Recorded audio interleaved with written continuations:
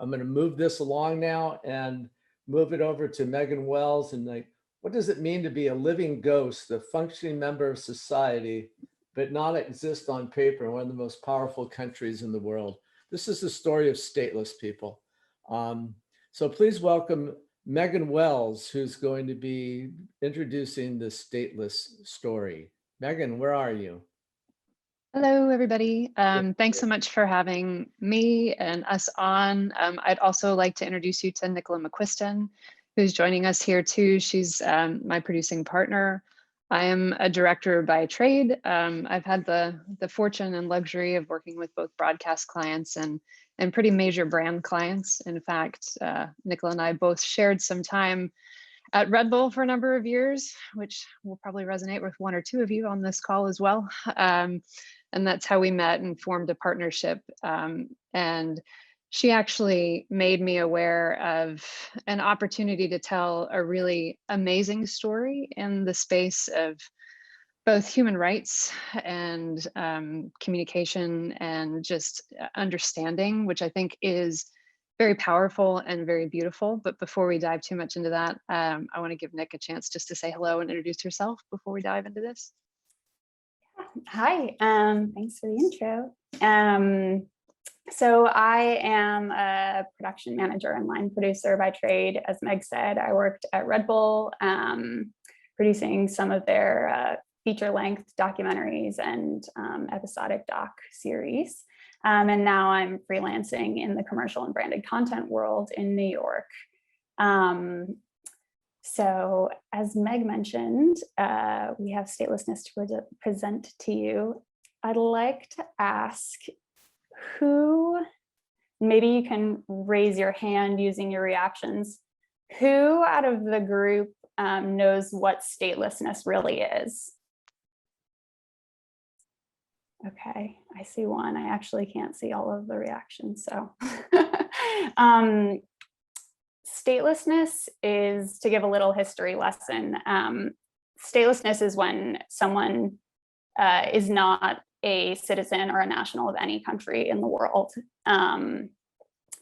So in the wake of World War II, all the nations of the world came together and decided that they were going to agree on a standard of living, a quality of life, a basic quality of life that's enshrined in the International Bill of Human Rights and other UN conventions. The system that we created as a global society is, it makes state governments responsible for the protection of human rights of their citizens. But that is a big problem when someone isn't a national of any country in the world. These people have no one to turn to for protection. The right to a nationality is protected under 6 different UN human rights treaties, but due to gaps in nationality laws, discrimination, the dissolution of countries, and other causes, statelessness persists in the world. And these are just some stats and some quick facts about statelessness. And I'll just hop in and say something really quick. Something that we've discovered is that this is a massive human rights issue on a global scale. But when we start asking people in the US if they have an understanding of statelessness, much like Nick did in this kind of micro group, most people don't understand what it means. They don't understand the difference between perhaps being an immigrant, legal or illegal, a refugee, an asylum seeker, or somebody who is stateless. And I remember listening to one of the members of the organization that we found these stories through describe the situation much like this.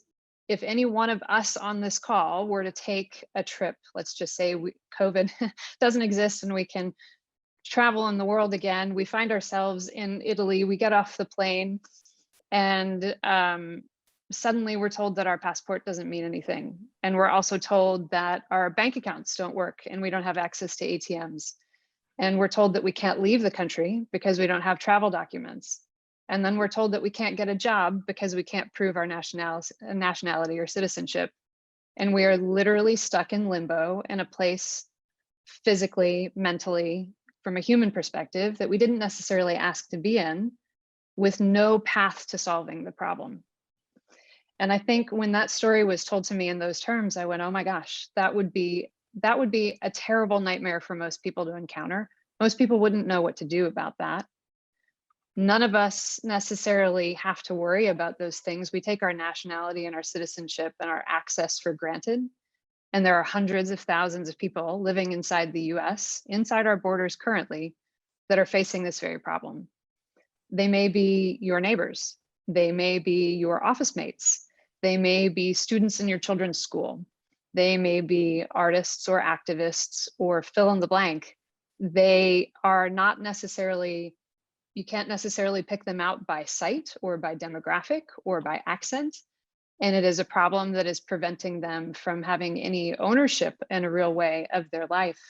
And so when we use the phrase living ghost, they are literally living in this country as ghosts, as unrecognizable, with not necessarily a path to citizenship or solution right now. I'll let Nicola continue so I don't overtake the conversation. No, that's fine. I think that was a great way to build a sense of empathy around the issue. But so Meg and I did meet members of an organization called United Stateless, and we do think that there's a great opportunity to begin to raise awareness around this issue. So we pulled together some components of a content pitch, obviously a log line and descriptor, and right now we have characters to choose from who are coming out of this organization. We don't have the stories locked in yet, but there are many different diverse characters. The interesting thing about statelessness in the US is that the stateless community is a melting pot of people from various groups who have come to the US from elsewhere and are rendered stateless once they're on US territory. So you may recognize the ethnicity Rohingya. In this group, there are people who were in the US, some of them as students on a student visa during the dissolution of the Soviet Union, and their passports overnight almost just ceased to be valid. Bidun, Eritrean, Palestinian. We're looking to tell the story of the stateless in the US, but this issue is interesting because it can have a global resonance. And we also have a lot of subject matter experts. The organization has ties to UNHCR. We're talking to several congressional representatives, and the organization has a very impressive slate of subject matter experts from the legal world, academics, and people who have represented the stateless in their journey for immigration status. So what I think is really interesting about this, and I'm trying to be cognizant of our time, but is that so many times there are issues that need to be solved by advocacy and legislation, and there is perhaps a lack of connectivity or understanding about the humans behind those issues and their personal stories and their day-to-day lives and their struggles and what they have access to and how they just move through life, and the things that they have to think about that none of us on this call have to think about. And it opens up so many opportunities of themes, and we have a page on this too about thematic keywords that we think are interesting, but ideas around belonging and vulnerability, and finding your own identity, finding your purpose and finding your place.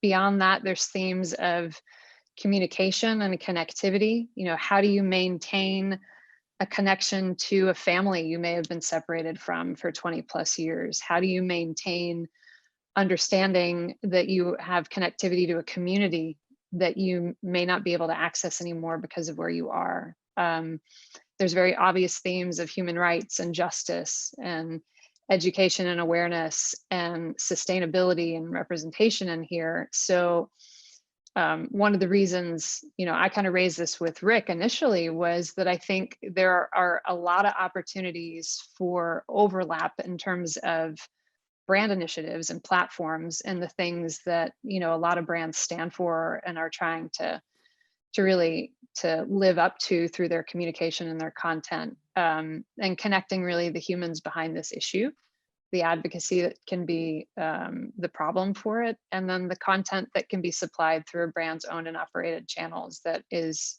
nicely in alignment with a lot of these themes.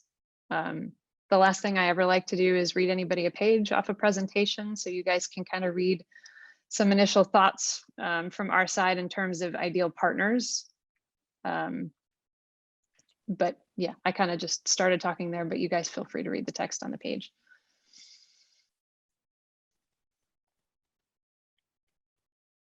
I would love to know if anyone has questions too. So this is Rick. I've got a quick question. Is there any path to citizenship for stateless people in the United States today? No. Some members of this organization are DACA recipients, but it's unclear if they do. I don't think that there is a path for those members. The US is, I'll just mention also my credentials. I have a master's in human rights, and I wrote my master's dissertation on statelessness in the US. The US does not have what's called a stateless status determination procedure, which is a legal mechanism by which you can determine if someone is stateless. Because the US bestows citizenship through birth and through blood by the parents, the US is of the opinion that it doesn't create statelessness, therefore it doesn't recognize it domestically, really. It's been the case to sort of turn a blind eye. But what the organization really is pushing for is for the legislative change to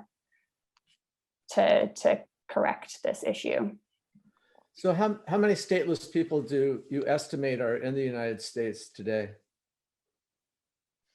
It's interesting, to the best guess, and there's been varying amounts of research, but it is, that number is a little bit on a moving scale based on, how many people, they have very real security concerns in terms of talking about their status in a lot of situations. There hasn't been a tremendous amount of funding put behind mapping this in the US, but what research has been done has shown us that there are several hundred thousand folks within our borders that are facing this problem, and that's probably a very conservative number. And they're not here illegally, and you can't deport them because there's no place to deport them to. They can't go back to a place that doesn't exist anymore. Can you share with us like an example, a person that would be part of the story?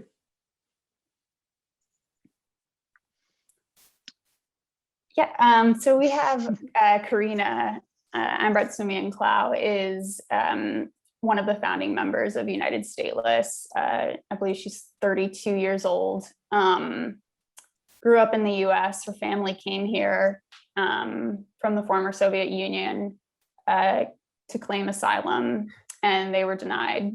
But the Soviet Union doesn't exist anymore, and there was nowhere for them to go back to.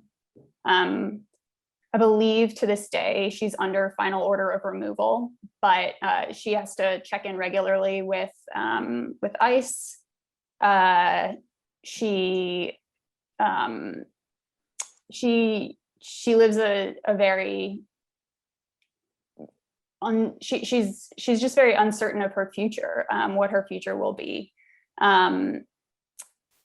She grew up with quite a what you might consider a normal childhood. What I find so striking, or one of the things that I found so striking about her story when we were first talking about it, is seeing a picture of her on her lacrosse team in high school, just playing high school lacrosse.